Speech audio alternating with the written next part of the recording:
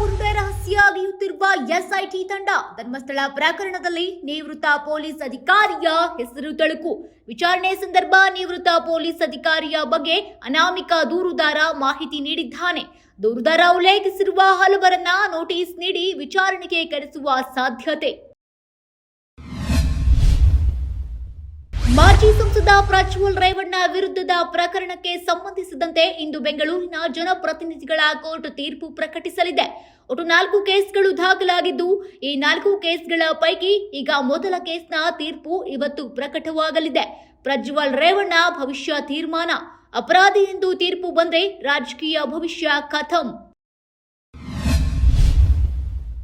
ಪೋಷಕರ ವಿರುದ್ಧ ಕಟ್ಟಿಕೊಂಡು ಓಡಿ ಹೋಗಿ ಮದುವೆಯಾಗಿದ್ದ ದಂಪತಿ ಕೇವಲ 8 ತಿಂಗಳಲ್ಲೇ ಆತ್ಮಹತ್ಯೆಗೆ ಶರಣಾಗಿರುವ ಘಟನೆ.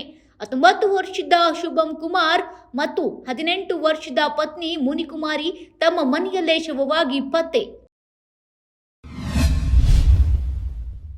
ಆ ವಿಷಯಕ್ಕಾಗಿ ಗಂಡನ ಜೀವ ತೆಗೆದ ಹೆಂಡತಿ ಗಂಡನಿಗೆ ಎದೆಗೆ 3 ಬಾರಿ ಚಾಕುವಿನಿಂದ ಇರಿದಿದ್ಲು. ಬಳಿಕ ಆಸ್ಪತ್ರೆಗೆ ಕರೆದೊಯ್ದು ಆತ್ಮಹತ್ಯೆಯ ಕತೆ ಕಟ್ಟಿದ್ಲು. ಪೊಲೀಸರ ಮುಂದೆ ಹೆಂಡತಿ ಕೊಟ್ಟ ಕಾರಣವೇ ಶಾಕ್ ನೀಡಿತ್ತು. ಪತಿಯು ತನ್ನನ್ನ ಲೈಂಗಿಕವಾಗಿ ತೃಪ್ತಿಪಡಿಸಲು ವಿಫಲನಾಗಿದ್ದ, ಹೀಗಾಗಿ ಇದನ್ನ ನಿರ್ಧರಿಸಿದೆ ಎಂದು ಹೇಳಿದ್ಲು.